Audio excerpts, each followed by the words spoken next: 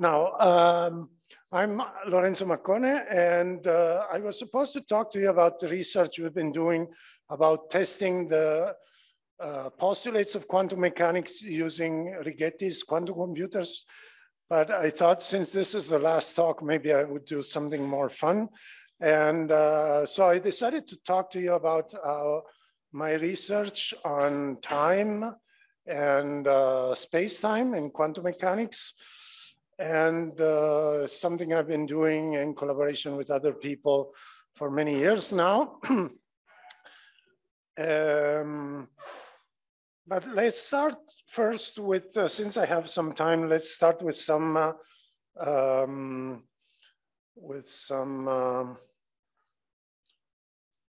more philosophical arguments. So I'm going to talk about time in quantum mechanics, and I'm going to talk to you about a consistent formalization of how to treat time in quantum mechanics based on conditional probability amplitudes.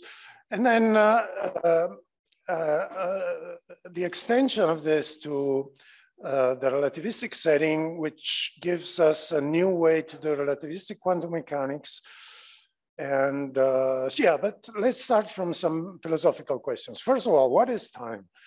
Okay, and this is a very tough question. And of course, the answer is that the question is kind of meaningless because there are many, many different notions of time. But in physics specifically, usually we consider two different kinds of time. The first one is time is what is measured by a clock. It's not a very good definition because then you will ask me what is a clock, and I will say a clock is what measures time. So it's kind of circular. But this is what is typically used in physics, like proper time. Another concept of time that is used in physics is coordinate time, which is just something that measures the distance between events, not specifically, not directly necessarily connected to some clock. These are the two main meanings of time we use in physics. But as I was saying, the concept of time is very rich. There are very many different meanings of time. This is a table taken from Rovelli's book, Quantum Gravity, in which he has a chapter devoted to all the different meanings you can have of the word time. And this is a blackboard from a conference about time. I was in Zurich some years ago, in which I took a poll among the scientists about their preferred meaning of time. You see, we filled the whole blackboard with different notions of time. One can try to use the intuition to understand what time is, and that is fail. That is a fail because the intuition tells us that time flows, but of course, that is kind of problematic because, of course, you can say that something flows with respect to something else, like the river flows with respect to my clock, my heartbeat flows with respect to the river, and so on and so forth. But time itself, you cannot really say that it flows with respect to what? I mean, and at what speed? You cannot say time flows 1 second per second. It's kind of meaningless.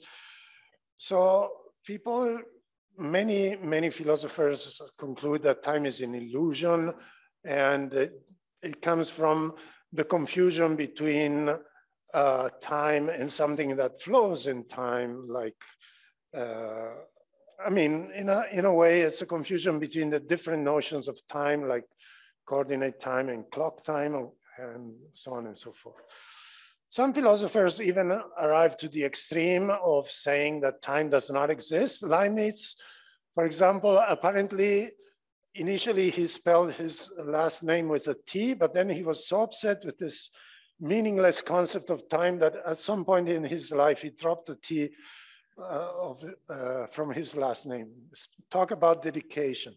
Anyway, maybe saying that time does not exist might be a little too drastic, but when you find this in the literature, this is basically what people mean by that. Another thing that our intuition fails us is that we obviously think that the past, the present, and future have different essence, different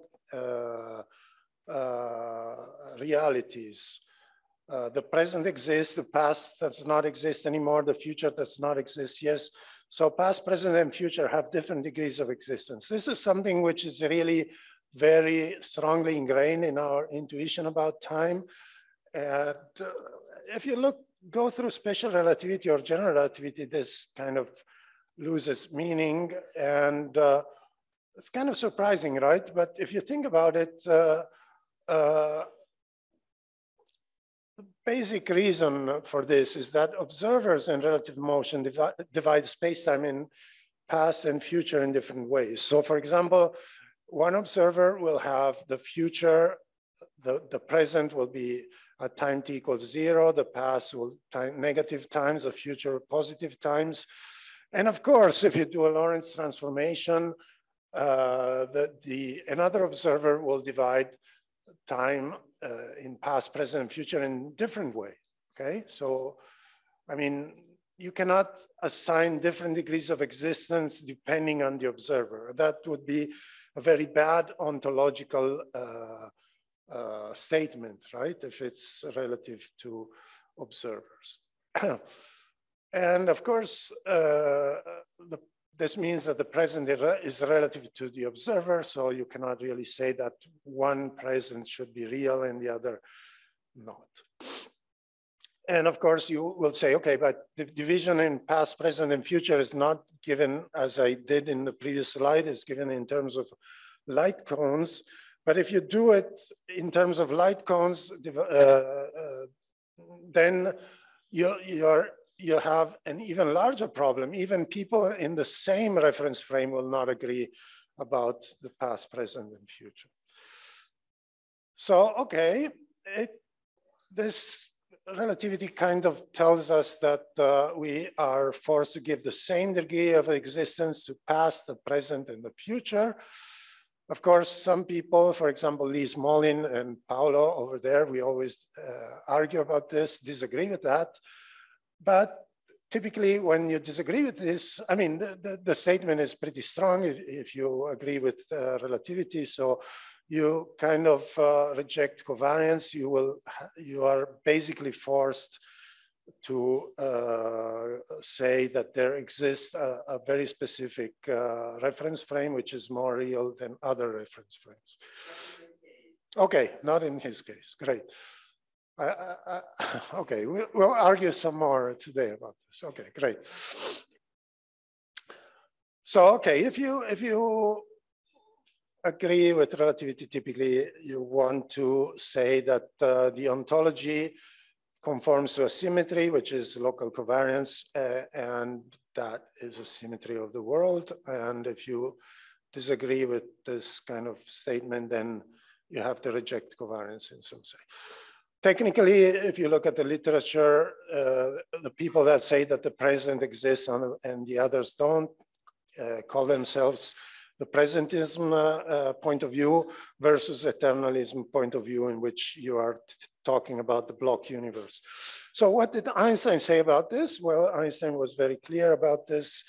He was saying, for us convinced physicists, the distinction between past, present, and future is only an illusion, however persistent. And the interesting thing about this is that he did not write this in a scientific paper. He wrote this in a letter to the widow of his friend Michele Besso. He was trying to console the widow, saying, okay, it's true, Michele now is dead, but his essence is the same as when he was alive. I mean, I'm sure the widow was not really convinced by this argument, but it's kind of cute that, I mean, with relativity, we can kind of say that our relatives which are dead are kind of have the same essence as when they were alive. That's a nice argument. Anyway, so the consequence of this, as I was saying, is the block universe. So you're taking the universe as a whole block. And of course, we'd like to have a quantum description of time that contains the block universe, and I'm going to talk about this later. Of course, one thing which one can ask is, since the past, the present, and the future all have the same degree of existence, one might ask if one can travel in time. And the answer is yes, surprisingly. I mean, this was a discovery by Kurt Gödel, a very dear friend of Albert Einstein, especially during their late years in Princeton. So for Einstein's 70th birthday, Gödel solved Einstein's equation. He provided a solution to Einstein's equation as a present, as a birthday present for Einstein. So if you know how these geniuses like to party for their birthday, they just solve each other's equation. But of course, Einstein was not very pleased by this solution, because this solution showed that general relativity is consistent with time travel. And of course, once you have time travel, you have all the paradoxes that come with it. So Einstein was kind of pissed by this solution. You can read Einstein's reply to Gödel there's a very short, like 2-page paper in which he replies. And basically his reply was, okay, first of all, he said he was not too surprised by this discovery, because he was worried about this fact when he was developing general relativity. And then he also says, okay, perhaps it's true that general relativity in principle allows for time travel, but in practice, it will be too difficult to do. And of course, now I think the majority of the physicists, me included, agree with that. So, well, of course, time travel to the future is trivial. Relativistic time dilation is just, if you think about like the twin paradox, that's just a time travel to the future is really obvious. You just need to move or to be in a gravitational field, a stronger gravitational field, in order to travel to the future with respect to another proper time of somebody else. So time travel to the future is trivial. What is interesting is time travel to the past, of course. And as I was saying, basically people believe, starting from Einstein, that it's possible in principle, not in practice. Indeed, well, Gödel's solution is totally unfeasible, in the sense that in Gödel's case, that was a cosmological solution, which is very different from our universe. Our universe is a lambda CDM universe. Gödel's universe is not compatible with that. So Gödel even calculated not only the trajectories that a spaceship would have to do in his universe in order to travel back in time, but he even calculated, I mean, he was a very precise person, completely crazy, but very precise. So he even calculated how much gasoline the spaceship would need in order to travel back in time. Anyway, so Gödel's solution, Gödel's time travel will not be accessible to us, but since then, we found other general relativistic solution in which time travel is possible. For example, the Kerr solution of a black hole with spin allows for time travel if the spin is greater than some certain threshold. I mean, and that's the easiest time machine we know how to build. You take a black hole and you spin it up to relativistic speeds. I mean, the tangential speed at the equator must be comparable to the speed of light, and frame dragging just bends the light cones in a way that if you then, with your spaceship, travel around the black hole, the rotating black hole, you travel back in time. Of course, this is not practical at all, and that's an understatement. So that's why I'm saying that it's possible in principle, but of course not in practice. Anyway, if you're curious about this discovery, this book by Paller Jurgrau explains this story. It's kind of general public book, very nice to read. Of course, if the future already exists, maybe we can think that our fate is predetermined in some sense. And no, thanks to quantum mechanics, that's not true, because it might be true that the fate of the universe is determined because the universe is an isolated system and evolves deterministically according to the Schrödinger equation. I'm not sure the Schrödinger equation would apply to, we don't know exactly what kind of laws would apply to the whole universe, but it's kind of reasonable to think that it would be, since all the laws we know are deterministic, it's reasonable to think that the universe itself evolves deterministically, but of course we are internal subsystems, and then our perception of the evolution is not determined because of the Born rule. So this, in a way, is a very weird physical solution of some religious problem. How can God know the evolution of the universe, and yet we are free to choose whatever we want? I don't know. Anyways, now, before I go into the science, a last philosophical question. Suppose that we freeze any change. Nothing happens. Everything is stationary. Does time still exist? What do you think?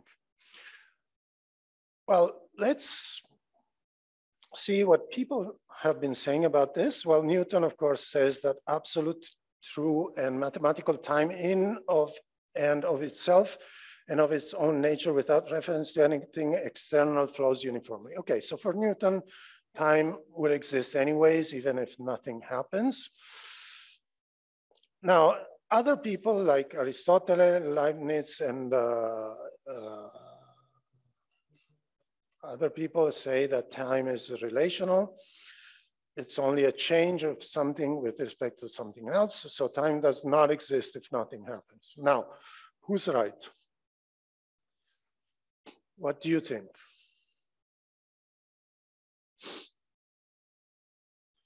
Would time exist if nothing happens? Well, what does physics say, modern physics say? That neither are fully right, but both are in part right, in the sense that, of course, time exists even if nothing happens, because it's a coordinate.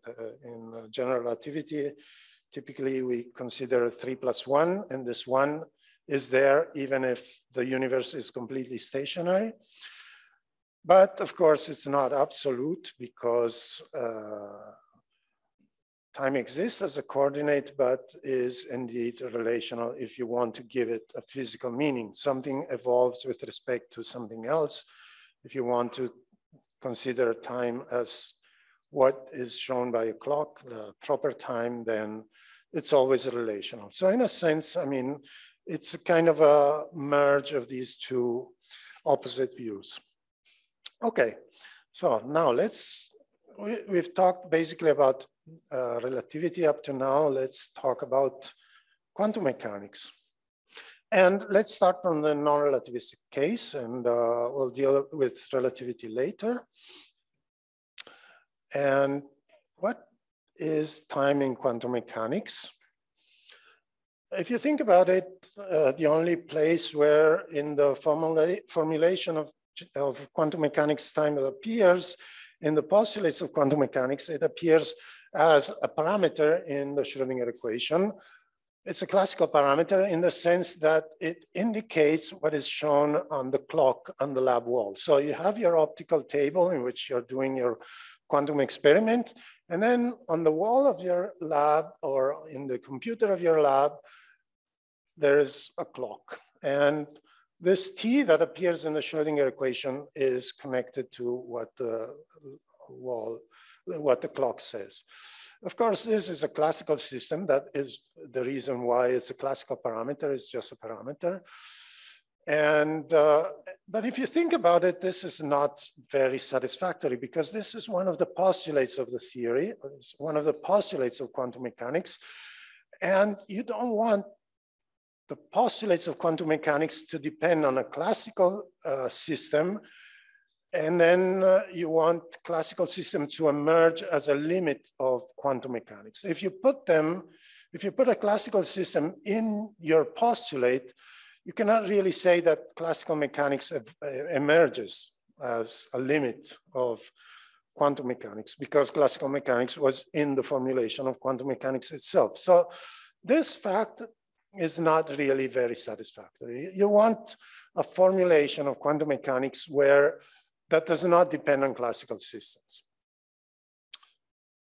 in a consistent theory of quantum mechanics.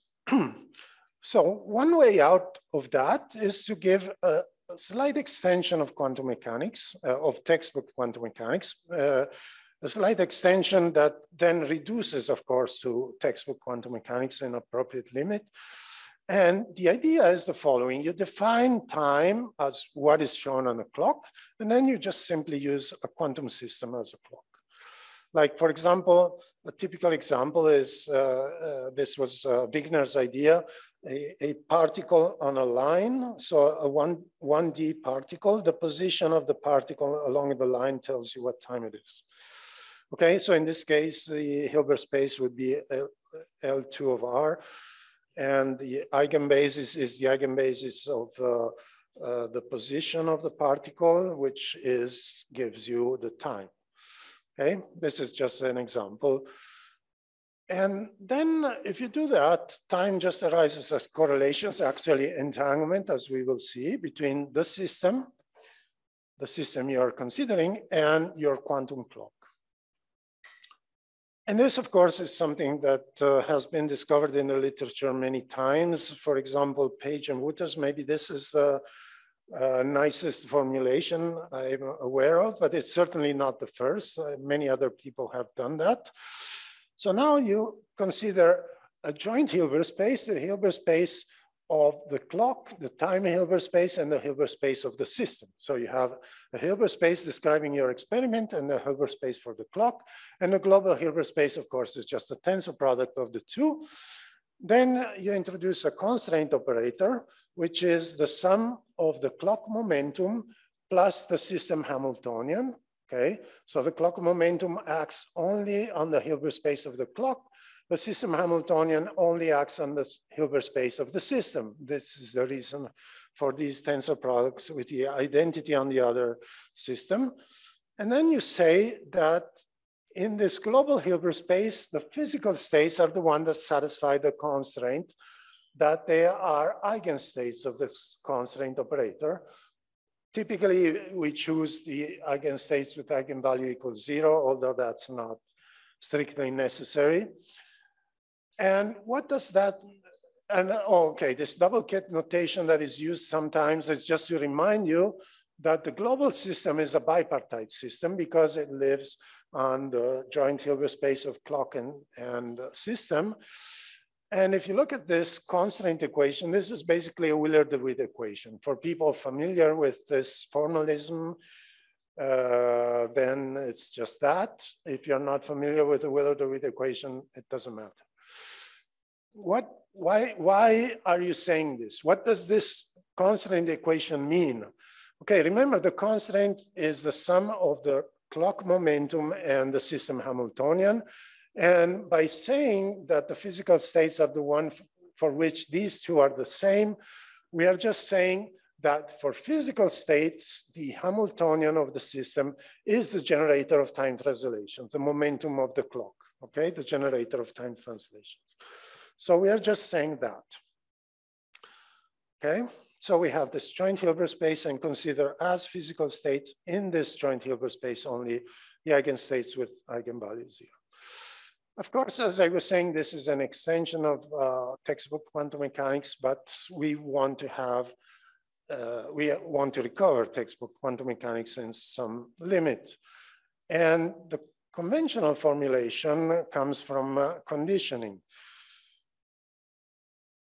So if you condition the clock system to show time t, okay, this psi double ket is the global state. We are conditioning, so we are projecting the clock at time t. What we get out is the state of the system at time t in the Schrödinger picture, okay? And this is easy to see because, as I said, we have that this psi is just the eigenstate of this constraint operator where omega is the momentum of the clock. And now we just project the clock at time t equals 0, but then the momentum, we can write it in the position representation, and the momentum is just a derivative. Okay, and which derivative? It's the derivative with respect to time, because the position, as we said, the position of the particle along the line tells you what time it is. Okay, so by conditioning the constraint equation, you get the Schrödinger equation, the time-dependent Schrödinger equation. So in the position representation for the clock, we get the Schrödinger equation, the time-dependent Schrödinger equation. And we can do the same game in the energy representation. Okay, so we condition the clock to have energy omega, and we get the time-independent Schrödinger equation. So the momentum representation gives the time-independent Schrödinger equation. Okay, so this is the way in which, starting from this generalized theory and introducing this constraint, we recover conventional quantum mechanics, textbook quantum mechanics. So what I've been saying basically is that this psi double ket, this joint state of the system and the clock, is in a sense a sort of a block universe picture in which the degrees of freedom xy represent the degrees of freedom of the system, and the degrees of freedom t represent the degree of freedom of the clock. And then we are projecting at time t0 the clock. We are conditioning the clock to show t0, and we get the state of the system at time t0. This is a pictorial representation of the equations I've been showing you up to now. So if you look at the solutions of this constraint equation, they have this form, which in general, it's an entangled form. So the clock at time t is entangled with the state of the system at time t. And of course, this is where this conditioning comes from, and it's another way to see it. And one thing that people really don't typically realize, because this is not emphasized in the introductory courses in quantum mechanics, and this is a problem when you go to the relativistic case. So you have to be careful about this, that the state, the quantum state, is always a conditioned state. It's a state given that time was t, okay? This in the Schrödinger picture, of course. In the Heisenberg picture, it's still a conditioned state. It's a state condition that on time equals 0 in a sense. So it doesn't really change. Of course, Schrödinger picture and Heisenberg picture are equivalent. So why was I saying, talking about entanglement? Why can't you use just classical correlations between the clock and the system to describe time? No, we cannot just use classical correlations, because without entanglement, we either get the time-dependent or the time-independent Schrödinger equations. But if we want both, then it's not too difficult to show that then you really need entanglement between system and clock. Notice that this is not a dynamical entanglement. It's not an entanglement that you create with some dynamics, because there is no dynamics.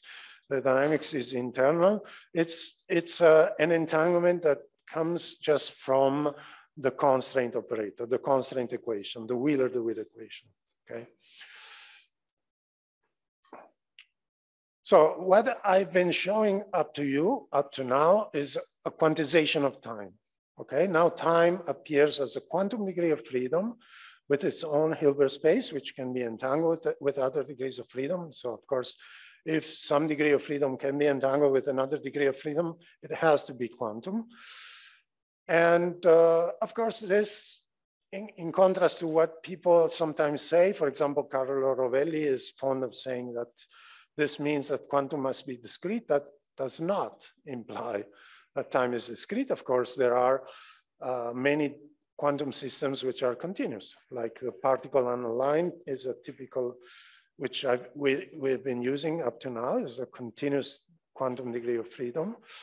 And once you have the Hilbert space L2 of R, if you're using a particle on the line, you can define a time operator. It's just these are the eigenstates of the particle along the line, and T is just the eigenvalue, the position of the particle. Of course, this is one possible choice. You can have fun and do other choices. And well, I like to think of this time Hilbert space as a Hilbert space of the clock that defines time. But this is not strictly necessary. A physical interpretation of the time Hilbert space is not necessary. You can also think of it as a kind of an abstract purification space.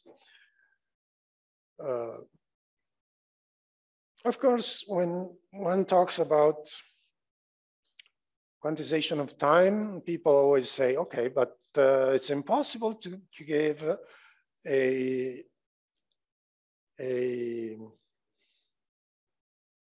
observable for time, and there are various reasons for that. So let's see why these criticisms fail in this case, okay? The most important criticism given to quantization of time is the Pauli argument.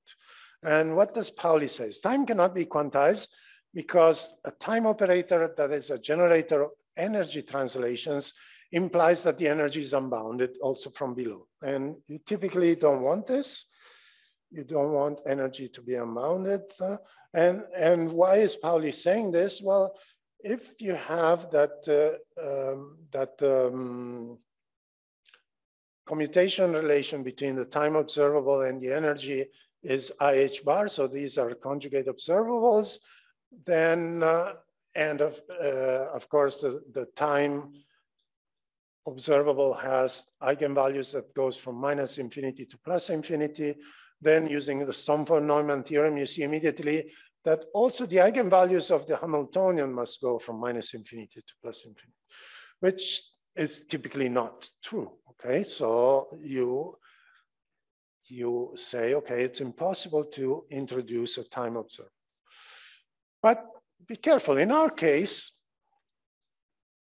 the time operator, remember, it lives in a completely different Hilbert space. The time operator is not a conjugate of the system Hamiltonian, it's a conjugate to the clock momentum, the clock Hamiltonian, if you want. So it's the clock momentum which has eigenvalues that goes from -infinity to +infinity. And that is not too bad. I mean, in practice, of course, it's impossible, but you can approximate it very nicely. So my clock has an energy, my wristwatch has an energy of, let's say, order of joule. And if you're timing a quantum experiment, this is basically like an unbounded energy spectrum. My wristwatch has an unbounded energy spectrum. It's, of course, just an approximation, but it's a good approximation typically. So this is not too bad. So we are not putting any restriction with this construction in which you use an external system as a clock. We are putting no restriction on the system Hamiltonian, okay? Which can be anything. So the Pauli argument fails because the energy-time connection is not enforced dynamically through a commutation relation between the time operator and the system Hamiltonian, but as a constraint on the physical state through a Wheeler-DeWitt equation. And in fact, if you look at the commutation relations between the time operator and the system Hamiltonian, it's zero, they commute, it's obvious. They act on different Hilbert spaces, okay? The Hilbert space of the system, the Hamiltonian of the system acts on the Hilbert space of the system. The time operator acts on the Hilbert space of the clock, so they commute. So the Pauli argument really does not apply to this kind of quantization of time. Okay, another argument which you won't find in the literature, but if you think about it carefully, it's kind of obvious. So quantum probabilities are conditional probabilities. If you look at the Born rule, the probability to, oh, sorry, this is all messed up. The probability to obtain result X, given that the state of the system is psi and the time is t, is a conditional probability, okay? You take a scalar product between the eigenstate of the observable you're measuring and the system state, okay? In the Schrödinger picture, you're putting the time dependence in the state. In the Heisenberg picture, you're putting the time dependence in the observable, so it goes in the eigenstate of the observable. But in both cases, it's obvious that this is a conditional probability condition on time.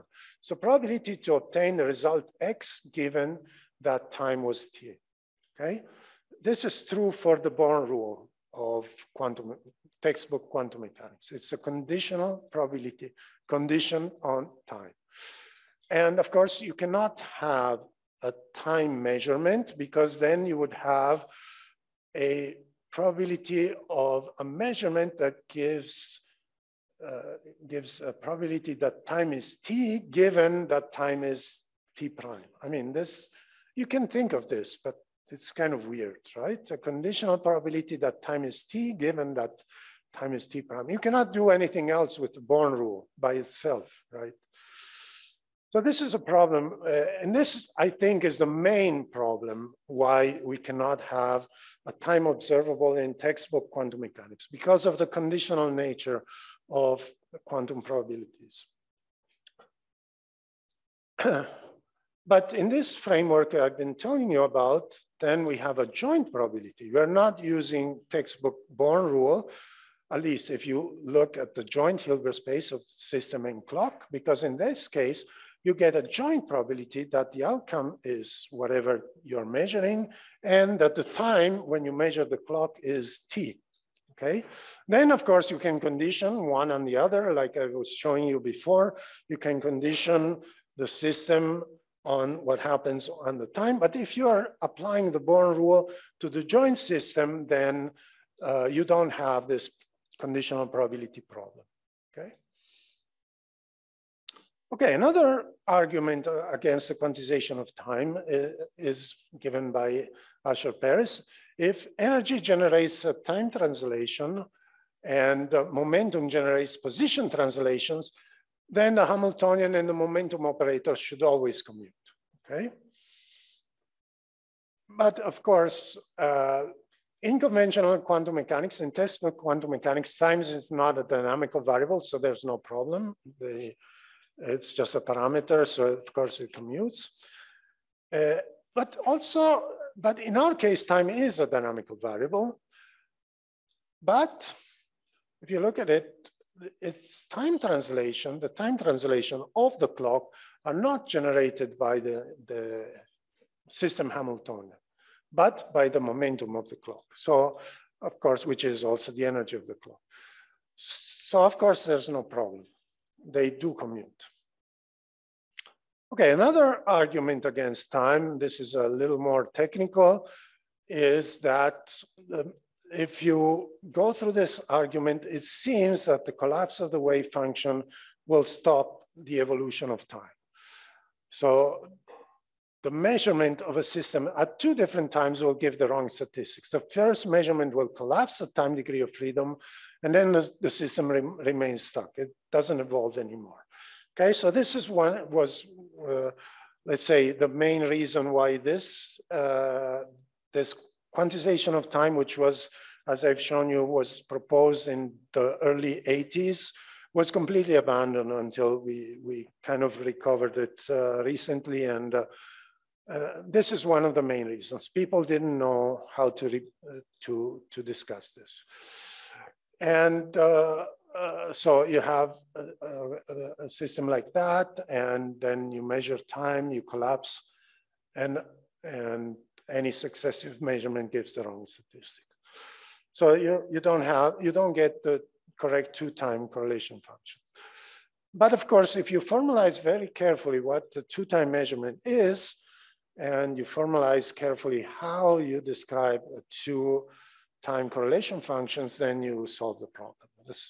And the basic idea, this is one way to get it, not the only way, is that a joint measurement, if you want to describe really how a two-time measurement works, you have to dynamically describe the first measurement, and the first measurement means that you are coupling the system you measure to an external memory degree of freedom, which contains the outcome of the first measurement result.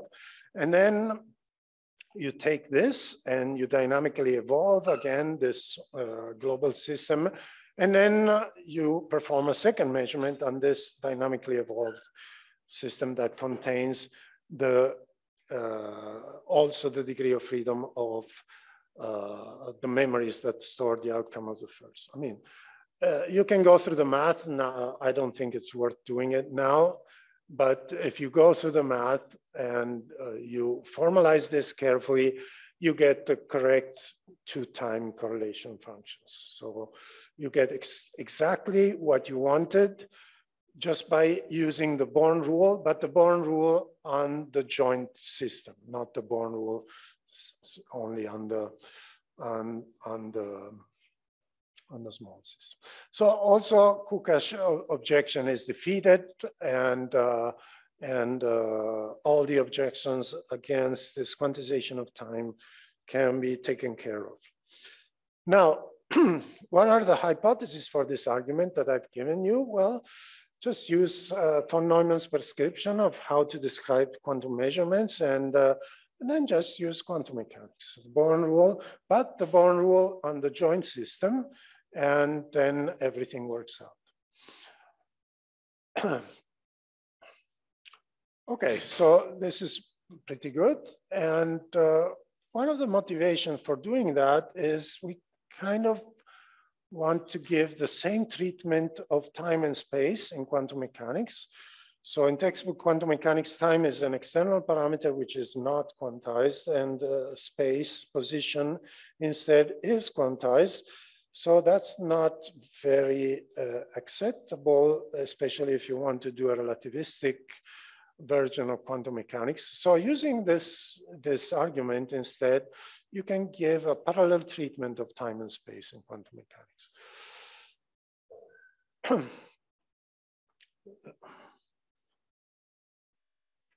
So in textbook quantum mechanics, it's kind of easy to quantize the position in space of a quantum system, but it's difficult to quantize the position in time of a quantum system, typically. Why is that? Well, because usually we quantize systems, quantum systems, which are like, for example, particles, which are extended in time and localized in space. Okay, so a quantum system is something that typically, unless you're using a field, which of course is also extended in space, but a typical quantum system is something which is localized in space and extended in time. It goes from -infinity to +infinity in time, but it's typically localized in space. Whereas instead, in this formalization, it's possible instead to consider events rather than systems. And I will get to that. I'll try to explain what I mean a little bit more careful. So why is it difficult to quantize general relativity? Well, there are millions of reasons why it's difficult, but one reason which in my opinion is maybe the most important is that quantum mechanics and general relativity just basically talk about two different things. Because quantum mechanics talks about quantum systems. Okay, if you look at the postulates of quantum mechanics, for example, the postulate 1, the state of a system is described by a vector in a unit vector in a complex Hilbert space. I mean, it talks about systems. The state of a system is described and so on and so forth. And the Schrödinger equation says that the evolution of a system in time is given by the Schrödinger equation and so on and so forth. Again, system. Instead, if you look at the formalization of general relativity or relativity, even special relativity, what the theory is talking about is events, okay? And as I was saying, a quantum system is typically infinitely extended in time, and it's typically finite, or it might be infinite in space. While events are finite, both in space and in time. They're localized in space-time. Okay, so our two main theories talk about two different things. And I think this is one of the most fundamental reasons why it's so difficult to merge them together. Of course, in general relativity, you have systems, but the notion of a system in general relativity is a derived notion, okay? You derive the notion of a system like a sequence of events, and also in quantum mechanics, you have events, but that's a derived notion. It's derived in terms of systems. So an event in quantum mechanics is something that happens to a system. But if you look at the basic ingredients, then they're different. Which is the most fundamental concept? What do you think? Is it quantum systems, or is it systems, or is it events? Typically, people in the quantum gravity community use quantum systems. Okay, so they try to quantize general relativity using a framework of quantum mechanics, which starts from systems. So there are two possibilities: general relativistic theory of quantum mechanics, in which systems are more fundamental. GR is made of quantum fields. This is what typically is done. Or a quantum theory of general relativity where events are more fundamental. And this is what we want to do. So if systems are more fundamental, then event is a derived notion. It's what happens to a quantum system. If events are more fundamental, then systems is a derived notion, like a succession of events, or like we'll see, even weirder notion of like a probability amplitude for a succession of events. So I was saying, general relativistic quantum gravity typically takes the first approach. We will try to explore the alternative. That's what we did very recently. I mean, very recently. I've been working on this for years now, but we recently posted a paper on this. So I was saying, in classical general relativity or special relativity, an event is the primary notion, and then you have a system, which is a succession to events. But if you look at, and by the way, it's funny, if you look at relativistic textbooks, what is the definition of events? It's difficult, right, to define an event. So some textbooks, like for example, the Wald textbook says, okay, an event is a point in space-time. And then you look at the definition of space-time. Okay, space-time is a collection of events. Okay, right. It's a circular definition, but that is just basically saying that an event is an undefined primitive notion. You don't really define it, okay? If you take this, other textbooks like Thorne, Wheeler, Misner textbook, instead define an event as an intersection of world lines in some sense.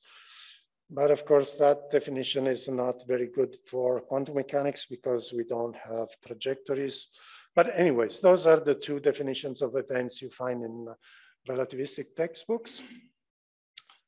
Now, let's look at the typical space-time diagram in quantum mechanics. So this is a single particle in two counter-propagating wave packets. So it's in a superposition of wave packets that counter-propagate and interfere at some point. So you see that, of course, you cannot really introduce a trajectory in quantum mechanics because of these interference fringes. So the particles at some positions, you will never find the particles at some positions, okay? You have destructive interference. This is a contour plot of these two Gaussian wave packets that interfere here. But if you look at, so you don't have a space trajectory, but if you look at the time trajectory, you have normalization at all times. So you're saying that you don't have a space trajectory, the particle is not found at all positions, but you do have a time trajectory because the particle is found at all times, okay? This is not very satisfactory. I mean, it's clear that you're treating space and time in a completely different way. Can you do better? So trajectory in space are ill-defined in quantum mechanics. Why should trajectories in time be acceptable? Why should we consider obvious that the normalization must be kept at all times? Okay, how can we get beyond these problems? How can we try to give a quantum formalization in which time and space is treated more equally? Well, we basically need a Hilbert space for events. And okay, so that's what we are going to explore. And of course, as I was saying before, quantum mechanics uses always time conditioned quantities. So in the Schrödinger picture, the states are conditioned. They are conditioned on time being t. Instead, if you work in the Heisenberg picture, it's the observables that are conditioned on time t. Okay, and this, of course, makes it a little bit problematic to get relativistic quantum mechanics because you need, I mean, it's not too problematic, but of course you need to have a foliation of your space-time even in order to define states and observables, okay? You cannot do without that, which is okay. It kind of breaks covariance, but that's not really a big deal.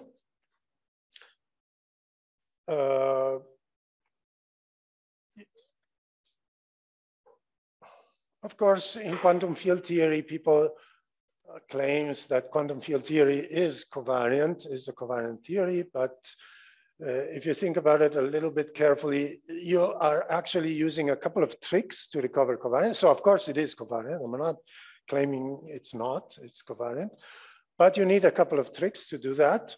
The first trick is that you use observable in the Heisenberg picture with a time dependence, which is covariant. And, for example, typically you use fields which have this time dependence. So x mu p mu, this is a covariant quantity. And then the second trick that typically people use in quantum field theory is that you write the theory in terms of eigenstates of the Hamiltonian, which since the generator of boosts contains the energy, you want to use eigenstates of the Hamiltonian in order for them to be invariant for boosts. Typically, you'd use the vacuum as a state, which is invariant for Lorentz transforms. You can boost it and it's still the vacuum. Okay, so this is the tricks you need to use to recover covariance in QFT. Our approach is slightly different. We called it GEB, geometric event-based quantum mechanics, in which we take quantum events as fundamental. So we take the other point of view among the two I was pointing out to you, and take quantum systems as a derived notion, a quantum state for a succession of events in quantum space-time. So a quantum event has a position in space-time. Okay, so you want to, of course, it's an event, so it has a position both in space and in time. So now space and time are quantum degrees of freedom in the sense that you are assigning these dynamical observables to the event. But it also has an energy momentum connected to it. And this is kind of taking the uncertainty relation seriously. So in order to have an event which lasts for a finite duration of time, you need to have some energy spread. Otherwise, it's impossible. Same thing for the momentum. And the intuition behind that is that without energy or energy spread, nothing can happen. And without momentum or momentum spread, nothing can be localized. Okay, so now we have two basic observables, a space-time position. The bar over the X means I'm talking about a 4 vector. Okay, so the zero coordinate is just time and the other are space. And same is for the 4 momentum. The 0 component is the energy and the other are the momentum. And of course, we introduce canonical commutation relations between x mu and t nu, these quantities. And we say that the different components of these 4 vectors just commute among themselves. Why do we do that? Well, we want to satisfy the Poincare algebra, of course, and if you introduce m mu nu, the 4 rotation matrix, so the spatial part of this tensor M contains the spatial rotation, the time part of this tensor contains the boosts, and if you introduce these commutation relations, then you get the correct Poincare algebra. I mean, this was shown by Dirac already. It's not something we made up. And okay, so now we can, as I said, we can introduce systems as a probability amplitude for a succession of events. Okay, so now we have this state, which is a state of events. Notice that here, okay, the formula came out ugly, but here you're integrating over d4x, so you're integrating over space-time. This is a probability amplitude over space-time, so the dependence is of a 4 vector, and this is the eigenstate of the space-time position operator. Okay, and of course, you take a Fourier transform, you can write this also in the momentum representation. And so this can represent a quantum system depending on this probability amplitude phi. Okay, and this is just, of course, these are just probability amplitudes. They are wave functions, but not the usual wave functions you find in quantum mechanics. The usual wave functions in quantum mechanics, just like quantum states, are conditioned. They're conditioned on time being t, but now here, these are completely unconditioned quantities because time is one of the degrees of freedom that appears here, inside here, okay? And we can use the Born rule. We can introduce the Born rule as usual as the square amplitude of the wave function, the square modulus of the wave function, or the square modulus of the scalar product between whatever we're measuring, in this case, the position in space-time of the events and your state, okay? So we retain all the usual framework of probabilistic quantum mechanics. Of course, this means that this phi is a normalized state, but it's normalized in space-time. It's not typically in quantum field theory or in quantum mechanics, you normalize the state at each instant of time. So for each t, you normalize over space. Here instead, we normalize over space-time, okay? And this gives you a probabilistic interpretation of the Born rule in this sense. And this is unconditioned, in contrast to what happens in textbook quantum mechanics, and similarly to what happens to the Page and Wooter's framework I was telling you about, in which you get a joint probability of time and space. Here you get joint probability, the joint probability that the event happens at a given spatial position and at a given time. okay? So this is the unconditioned probability that the event is in the space-time position X. The overbar represents a 4 vector. Whereas, as I was saying, in the quantum mechanics, the Born rule is always a conditional probability. It's the probability that the particle, or whatever you're measuring, the system, is at position X, given that the time is t. Okay, in the Schrödinger picture, in the Heisenberg picture. We are not talking about pictures here because time is not a dynamical degree of freedom. I mean, so of course, quantum mechanical probabilities and states are not covariant by construction, whereas in our framework, the Jeb framework, probabilities are covariant, okay? Sometimes in not many, but I found at least one quantum field theory textbook which says that quantum field theory probabilities are a covariant quantity, are like a scalar field. That's not true. That's not true because basically they are based on Born rule probabilities, which are conditional probabilities. So you have to be careful. They are defined with respect to a given foliation. And the T parameter just indicates which time slice you're considering in your foliation. And then the other parameters like X represents where in the foliation you're, the probability inside that foliation. Okay.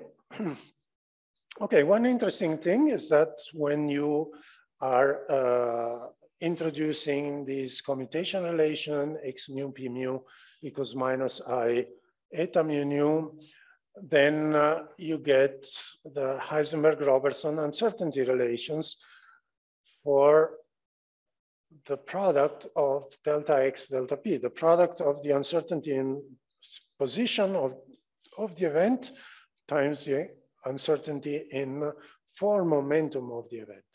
And of course, for mu equals 1, 2, 3, these are the usual Heisenberg uncertainty relations that you're all familiar in.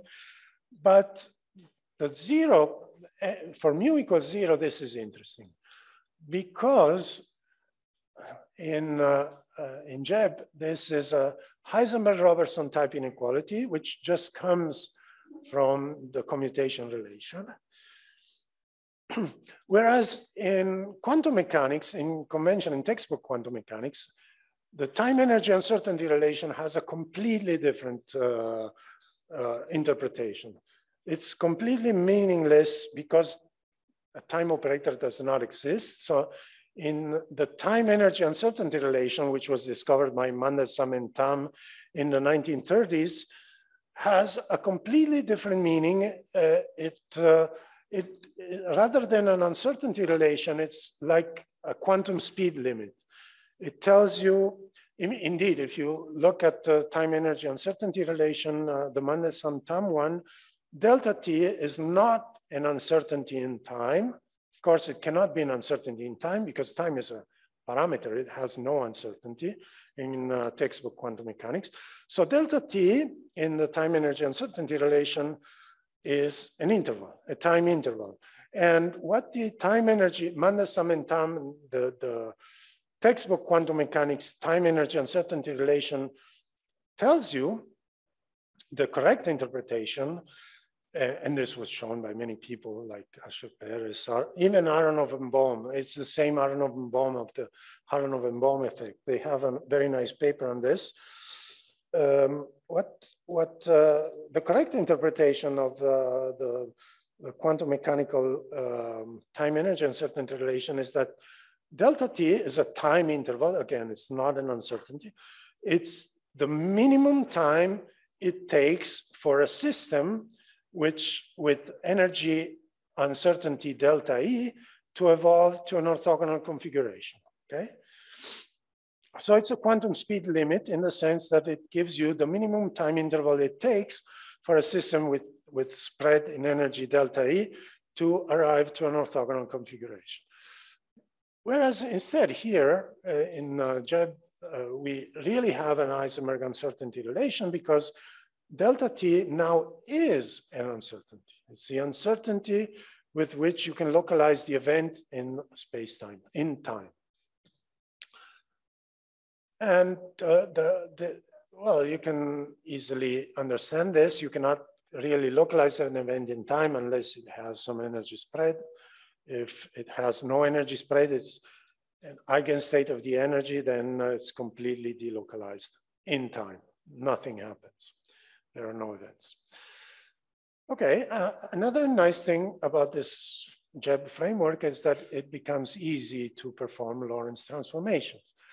And it's just a unitary transformation on the Jeb state. And this is what you would expect, right, in quantum mechanics.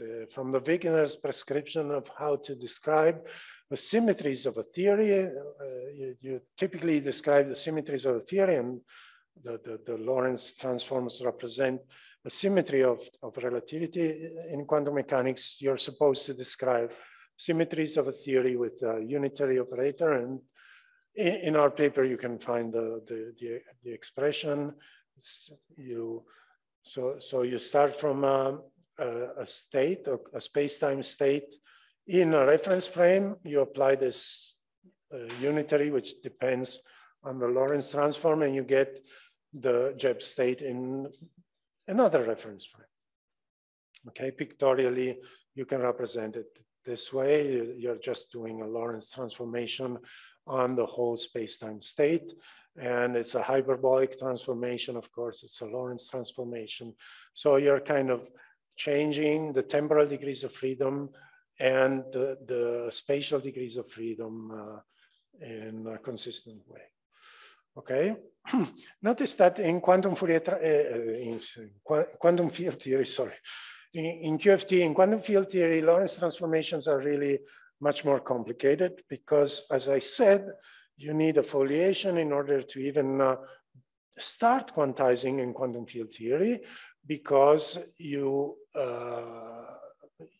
for example, you impose equal time commutation relations in quantum field theory. And to do that, you need a foliation. So really, in order to do a Lorentz transform, you really have to go and start from scratch. Okay, you change reference frame and then you requantize your whole theory from scratch. Or maybe you can take a shortcut through Jeb, because we show, I don't really want to get into the details because it becomes a little bit technical, but we show how you can connect our framework Jeb to quantum field theory. And in Jeb, it's easy to do a Lorentz transformation. You just use a unitary transformation. So you can start from your quantum field theory, you convert it into Jeb, into a space-time state. Then you take a unitary transformation, a Lorentz transform described by this unitary, and then you get a Jeb wave function, and then again, you go back to the quantum field theory thing. Or you can do the usual thing of requantizing from scratch. And this is already a nice motivation, I think, for this new framework for doing relativistic quantum mechanics using events. Okay, up to now, I was talking about a single event in space-time. You can obviously extend the construction. Well, it's kind of trivial. If you have a fixed number of events, you just use tensor products, and you can describe a space-time state in which you have n events, like a tensor product of the Hilbert space of each event. So, and of course, the general wave function for n events will be an entangled wave function between different events. But if the number of events is not fixed, if also this n is a quantum degree of freedom, then of course you have to go to Fock space.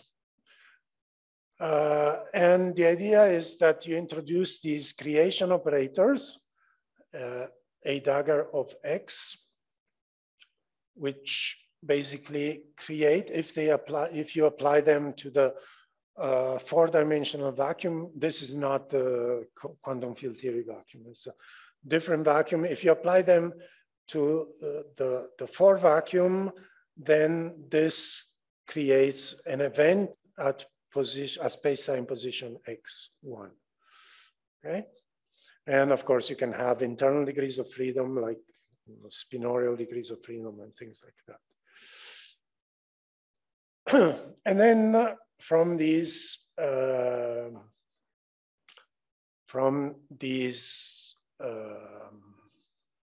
wave functions, you get conditional probability, the joint probability of the n events to happen in the space-time positions x1 through xn, okay? Just the usual Born rule applied to the tensor product space. I mean, just what you would expect. And notice that thanks to the fact that we are dealing, and this is an important motivation, it took me a long time to understand this fact. Maybe it's trivial now that I've shown it to you, but it took me a long time to understand this, that here you have a joint probability with n different time coordinates, okay? Because in the literature, there are examples of people trying to introduce a covariant formalism of this type. For example, Zuckerberg, Dirac even has a paper on this. But they're always in trouble with the fact that when you go to the multiple the multiple system case, you get multiple times. If you're talking about quantum systems, you cannot really give an interpretation to these different times, because a time of a system is meaningless, okay? That does not make any sense. What is the time of a system? You can talk about the position of a system, but you cannot talk of time of a system. So all these papers really had trouble dealing with this. But once you talk about events, then this problem is resolved. Of course, there are different time coordinates. Each event has its own time coordinate. Okay, so in Fock space, you have states of this type I was showing you, in which you have these creation operators which create an event at space-time position x. And you can have bosonic events, which corresponds to the detection of a bosonic particle, and fermionic events, which corresponds to the detection of a fermionic particle, okay? So the event is the detection. I mean, it's not that the particle is something that you detect. You are defining the particle, which is a quantum state, in terms of these bosonic and fermionic events. I mean, it's difficult to, we are so used to thinking of systems as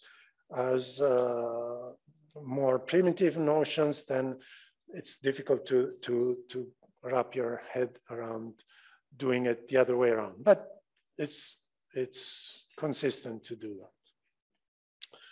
So the bosonic events give rise to bosons, the fermionic events give rise to fermions, and the difference between the two is in the commutation relations you have to impose onto these creation operators.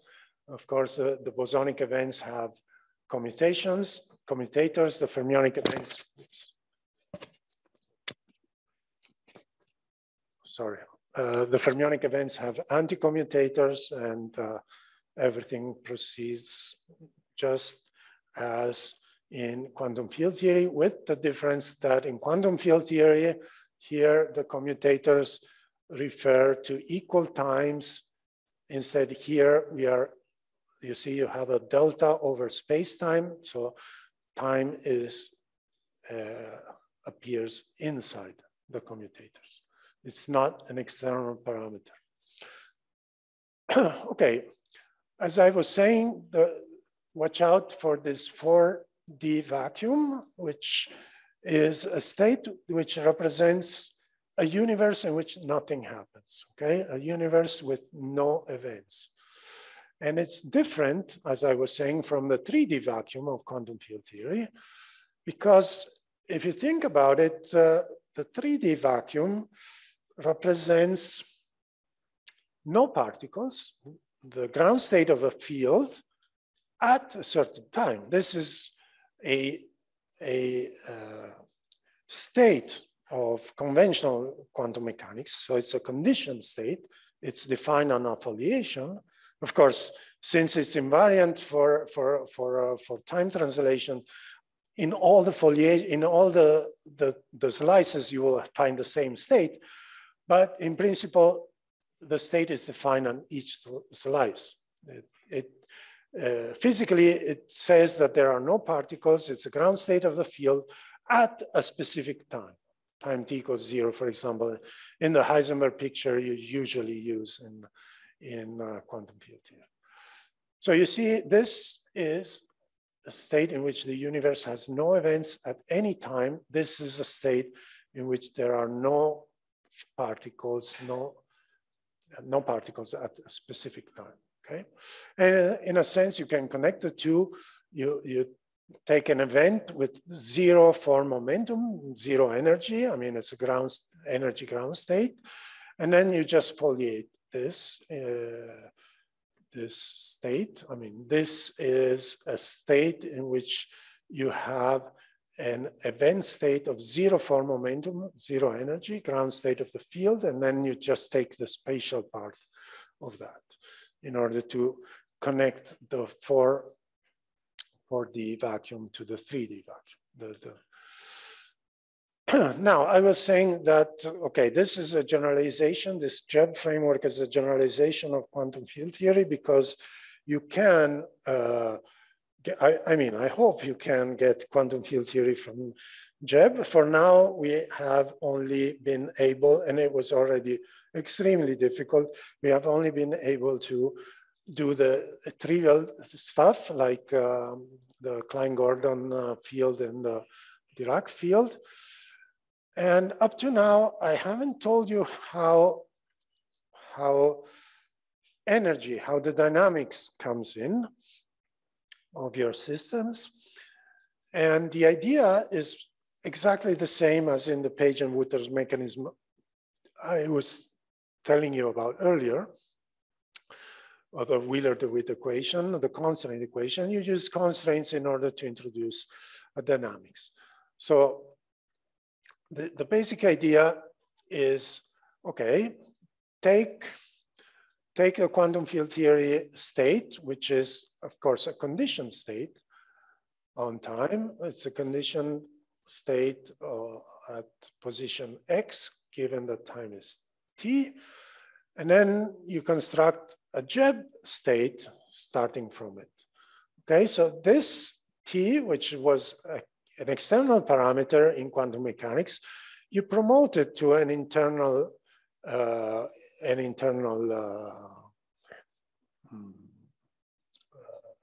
parameter in your wave function, and you can construct a Jebb state, a quantum state of the space-time by using this kind of connection. Of course, this exclamation mark is to remind you, because we are promoting a conditioned state into a state, now the normalization does not work anymore, okay? So you have to be careful about the normalization. This state here is normalized at each time, so this state here cannot be normalized on space-time. So this is an improper state in this space-time Hilbert space. But you see now that we have a Jebb state, a space-time state, which is describing the whole dynamics of the particle as a state, in a sense, of as a probability amplitude of a whole sequence of events, which describes the world line, in a sense, the quantum world line of the particle. Okay, and then you just, once you have this, you can write it as an eigenstate of some constraint operator. And this constraint operator introduces the dynamics quantum dynamics, and it can also introduce some initial condition, okay? Or maybe you can use two different compatible constraint operators, one for the dynamics and one for the initial condition. Okay, and of course, this constraint procedure, I was showing you the very simple example of a single relativistic particle. You can show that it works exactly the same for more complex quantum field system. Like, as I was saying, the Klein-Gordon equation, you can introduce a constraint operator. It looks like this. Okay, these are the creation annihilation operators for events. And this is the way to introduce the Klein-Gordon. Actually, this is for positive energy. You can do it for arbitrary energy. You can introduce a Klein-Gordon constraint. And similarly, you can do the same for the Dirac equation, okay? So this is what we are doing so far, and we hope we can extend this further. I'm still working on this, of course. Okay, good. I think my time is up, so it's time to wrap up. Before time in quantum mechanics, I've given you some general philosophical statements about time, which I hope you found entertaining at least. And then we looked at time in quantum mechanics. I introduced this Page and Wooter mechanism. I mean, it's not really correct to call it Page and Wooter's because it was known even from before. I didn't say what our own contributions were, but we basically recovered this, which was abandoned. We resolved a few, we extended this argument. We clarified the role of entanglement. We resolved all these objections against this argument that were in the literature. That was our contribution. And then, of course, we introduced this relativistic extension, this Jeb approach, which is based on quantum events and observables, Hilbert space, Fock space, bosonic and fermionic events. That's what it is all about. And then I've shown you how you can recover, at least for the simple cases of Klein-Gordon and Dirac equations, you can recover quantum field theory from this framework. Okay, so these are a few, the literature. So our quantum time, non-relativistic quantum time paper is this one.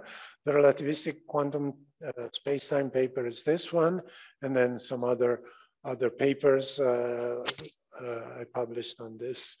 And the take-home message is that this is basically a new approach to relativistic quantum mechanics. I don't know how promising it is. It might be interesting, whatever. Okay, thank you.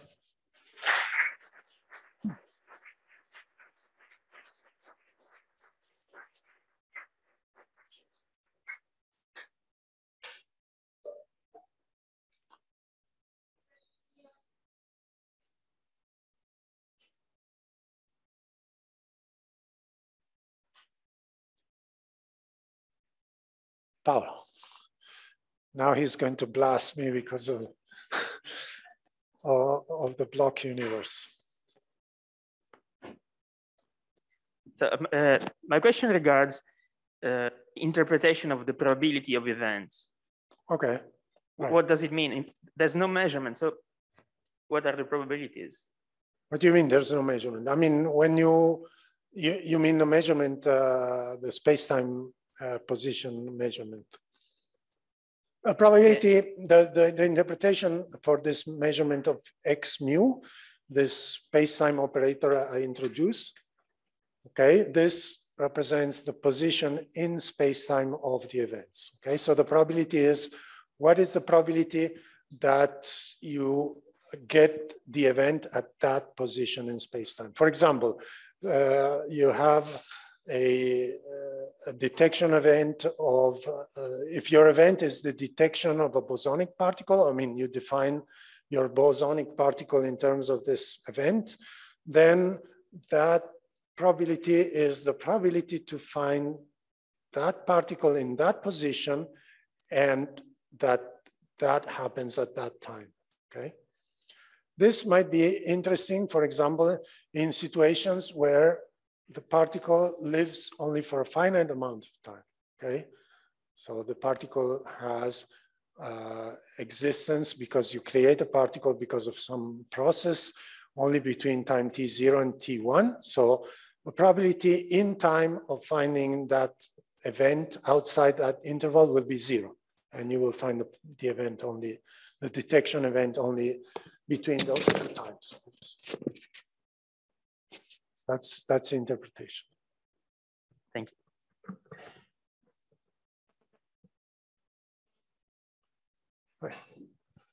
Okay, there are no more questions? Okay.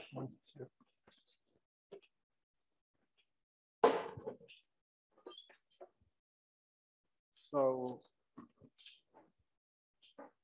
how will you treat like H fixing or this this theory? I don't know.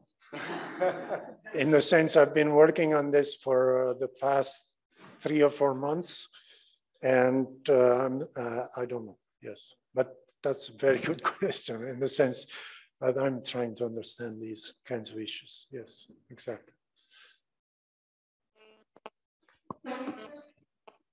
This is very new. I mean, if you look at, this was posted in June. So I mean, I've been working on this for years, but we just managed to get to this stage very recently. This was supposed to be the talk on cutting edge research. So I guess it is. Okay, good. So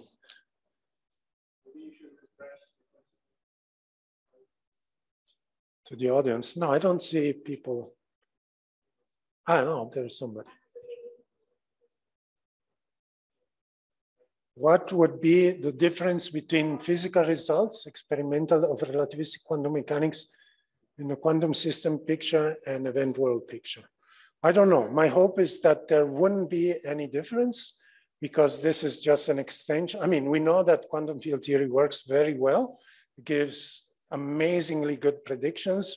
So I hope there won't be any experimental differences, but that this framework will help in, first of all, solving some of the issues which quantum field theory has, for example, about localization, or even some consistency issues that quantum field theory is known to have. So my hope is that this will be helpful as a theoretical tool, and also it might be helpful to find new predictions that maybe quantum field theory doesn't have. But I really do hope there will be no different predictions from quantum field theory. Okay. Good. No more questions, I think. Great. And so I guess we are just in time for lunch. If so, the school finishes here. Silvia had to leave early, so she gave the closing remarks before actually the end of the school. But I guess now it's officially over. And but of course, you're welcome to stick around for lunch and even later, but I think it's a good idea if you head down and visit Florence. Okay, great. So thank you.